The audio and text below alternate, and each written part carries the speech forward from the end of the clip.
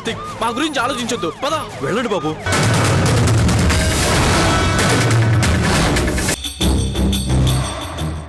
కార్తిక్నే. ఇప్పటికైనా మీరు లొంగిపోయారు. మీరేం కంగారు పడకండి, మీకు బెయిల్ వస్తుంది.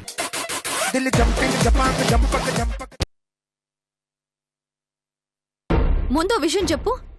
మా బావకు నువ్వు స్నేహితురాలువేనా లేక ఇంకేదైనా?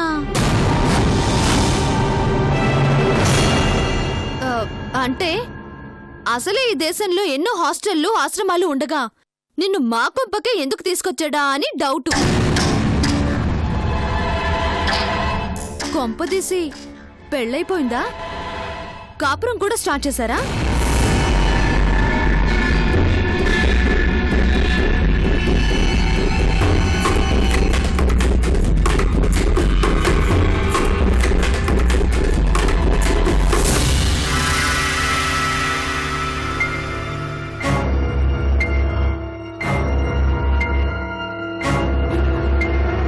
ఏంటి ఓవర్ చేస్తున్నావు? మాట్లాడితే నిజం ఇక్కడ బయటపడుతుందో అని టెన్షన్ పడుతున్నావా?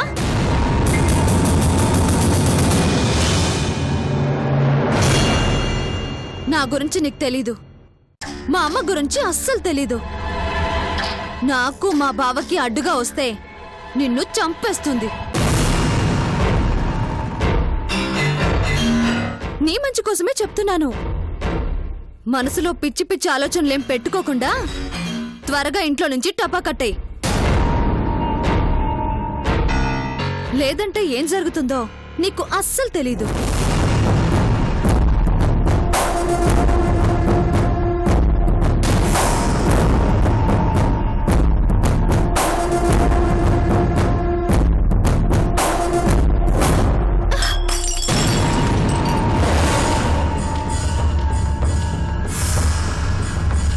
నేను ఇంత మాట్లాడుతున్నా నువ్వేం పట్టించుకోవట్లేదు. అప్పుడే కళ్ళు నెత్తికెక్కాయా? ఇదిగో మా బావ అండు ఉంది కదా అని రెచ్చిపోకు. నిన్ను ఇంట్లో నుంచి పంపించడం 10 నిమిషాల పని. అడగగానే కాఫీ వస్తుంది, ఆర్డర్ చేయగానే భోజనం వస్తుంది కదా అని మహారాణిలా ఫీల్ అయిపోయి ఈ ఇంట్లోనే తిష్ట వేసి కూర్చున్నావనుకో మర్యాదగా ఉండదు. మా బావంటే నాకు ప్రాణం. మా బావను నా నుండి దూరం చేయాలని చూసావనుకో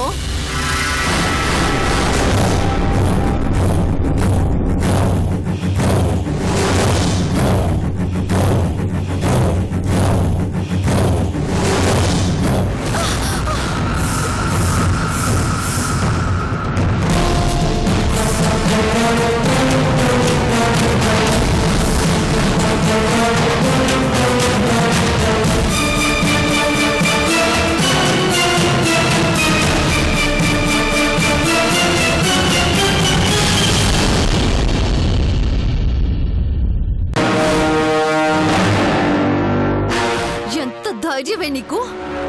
నన్నే తోస్తావా? మా అమ్మకు చెప్పి నిన్ను మెడబట్టి బయట గెంటించకపోతే నా పేరు నందువే కాదు.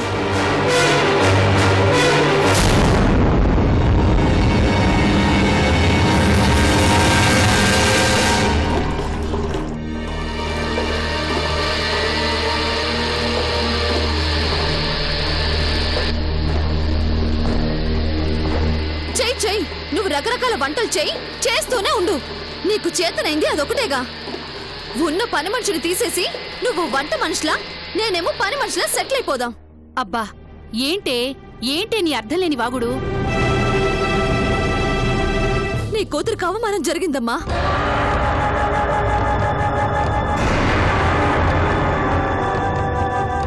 అది నన్ను తోసేసిందమ్మా.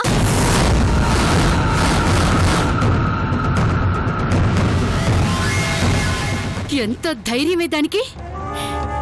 నా కూతురి మీద చెయ్యేస్తుందా? దాన్ని తప్పు దాంది కాదమ్మా. దానికంత చనువిచ్చిన రాజాబావది. బావ అండ ఉందనే కదా అదంతలా రెచ్చిపోతుంది. అందుకే కదా అది నన్ను తోసేసింది. దాన్ని ఏదో ఒకటి చేయాలమ్మా. ఇందాక అది నన్ను చూసిన చూపు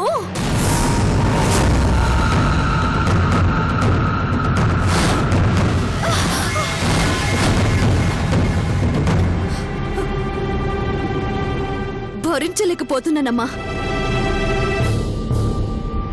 నాకు బావకి మధ్య ఎవ్వరూ ఉండకూడదు. ఉండదు నందు. ఈ ఇంట్లోనే కాదు, మీ ఇద్దరి మధ్య కాదు, అసలు ఈ భూమి మీదే ఉండదు. అది నిన్ను నెట్టేలేదే, దాన్ని అదే అగాధంలోకి నెట్టేసుకుంది.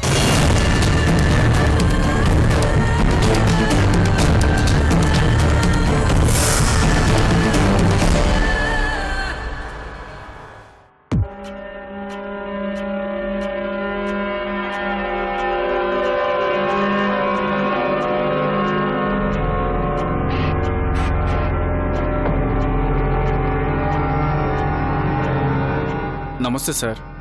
నమస్తే సార్, కార్తిక్ గారితో ఒకసారి మాట్లాడాలి. వెళ్ళి మాట్లాడండి. Thank you sir. It's okay.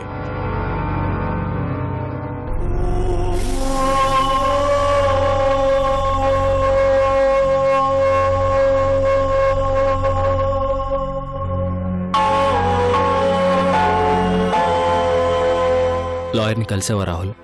కలిసాను Karthik. అంతా క్లియర్గా మాట్లాడాను. మనకి 100% బెయిల్ వచ్చే ఛాన్స్ ఉందన్నారు. యాక్చువల్గా ఈరోజు నేను బయటకు తీసుకురావాలని చాలా ట్రై చేశాను, కానీ కోర్టు టైం దాటిపోయింది. రేపు హాలిడే కాబట్టి మండే రోజు నేను కోర్టులో హాజరుపరుస్తానన్నారు.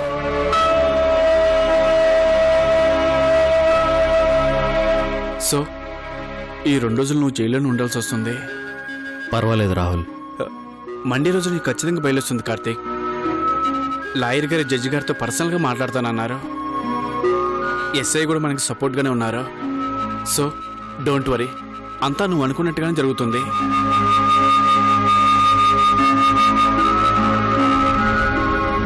నువ్వు ఇంకో హెల్ప్ కూడా చేయాలి రాహుల్.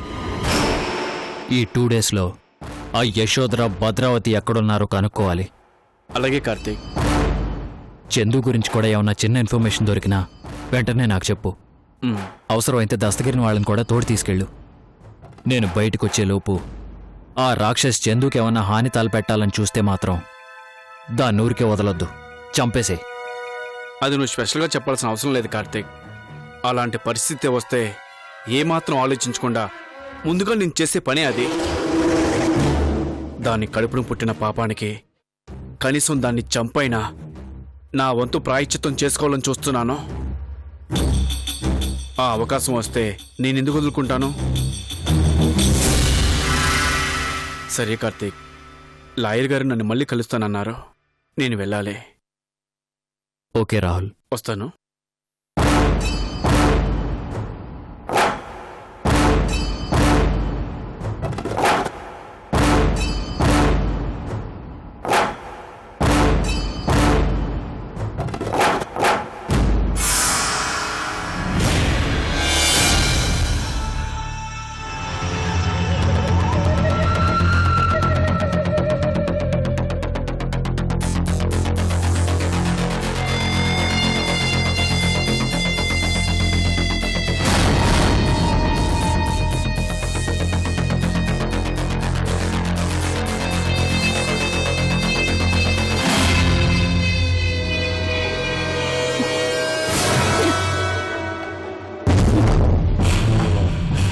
మనం ఇన్ని ప్లాన్లు వేసి ఇంత కష్టపడి వాణ్ణి జైలు పాలు చెయ్యాలనుకుంది 2 రోజుల్లో వాడు బెయిల్ మీద వస్తే చూడ్డానికి కాదు.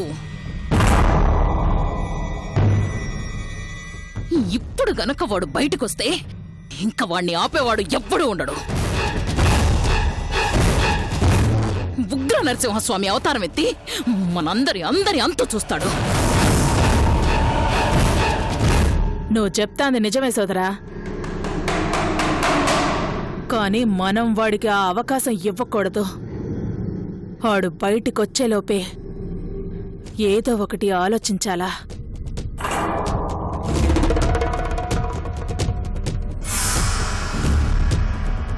అసలు వాణ్ణి ఆ జైల్లోనే లేపేస్తే? ఏమండే, మీరిట్టాగే ఆలోచిస్తా కూసుంటే ఈలోపు కార్తీక్ బెయిల్ మీద బయటకు వచ్చేస్తాడు. ఒక్కసారి బయటకు వచ్చాక ఏమైనా జరిగిపోవచ్చండోయ్. ఆ కేసు సంవత్సరాలు వాయిదాలతో జరుపుకుంటే అదిగో అక్కడ దాకా వెళ్ళిపోవచ్చు.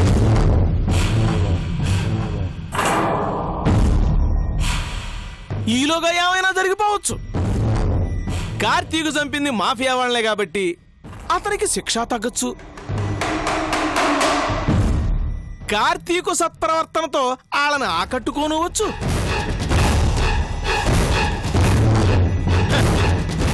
ఎలాగూ శిక్ష పడుద్ది కదా అని దరిద్రం పోద్దని మీ ఇద్దరు కూడా లేపేయించండి. నువ్వు వాగుడు ఆపకపోతే నేను నిన్ను వెంటనే ఇప్పుడే చంపి ఇక్కడే పాతయ్యొచ్చు.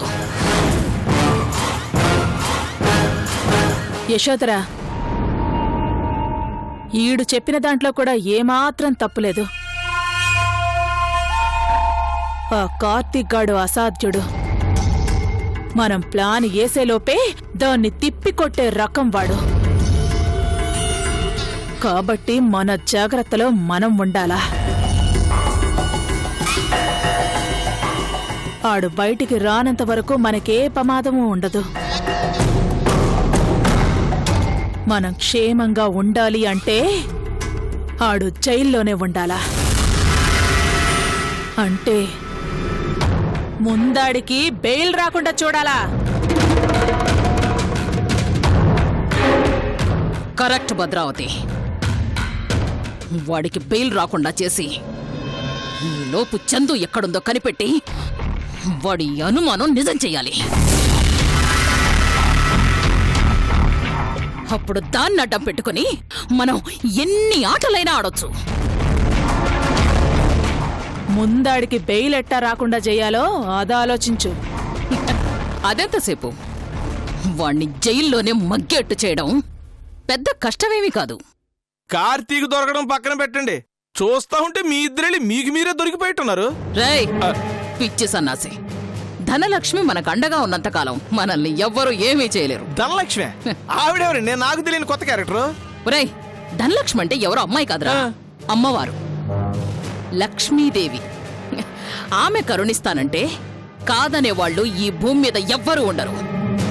ఆ జడ్జి దగ్గరకు వెళ్ళి ఆయనకు కావలసింది ఇచ్చేస్తే మనం చెప్పింది చెప్పినట్టు చేసి తీరతాడు. ఏమంటావు భద్రావతి? అనడానికి ఏముంది యశోదరా, ఆలస్యం చేయకుండా ఆ జడ్జి కాడికి పోవడమే.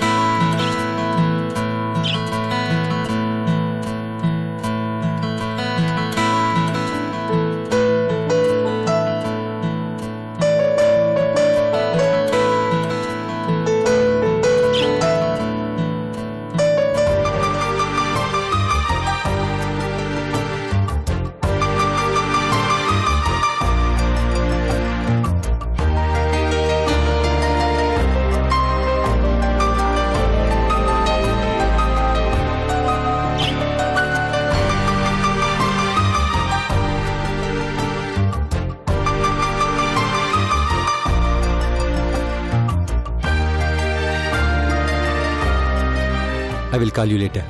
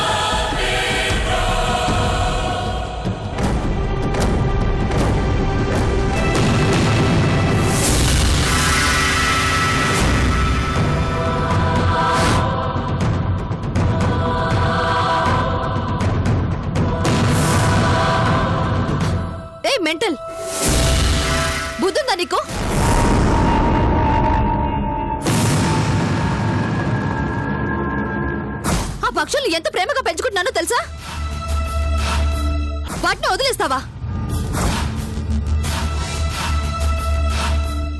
ఎందుకే నీకు ఇంత పొగరు? మా బావంట చూసుకునేగా ఇంత రెచ్చిపోతున్నావు. తను నీకు చనువిచ్చాడనే కదా ఇష్టం వచ్చినట్టు రెచ్చిపోతున్నావు.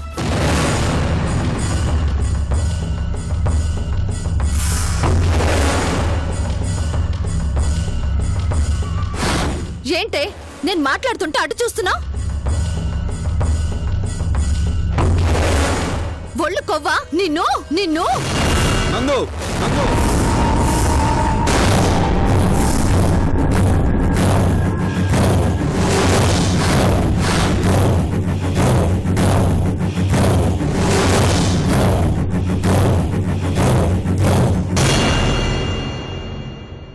ఏంటి ఎక్కువ చేస్తున్నావు? ఇప్పుడేమైందని?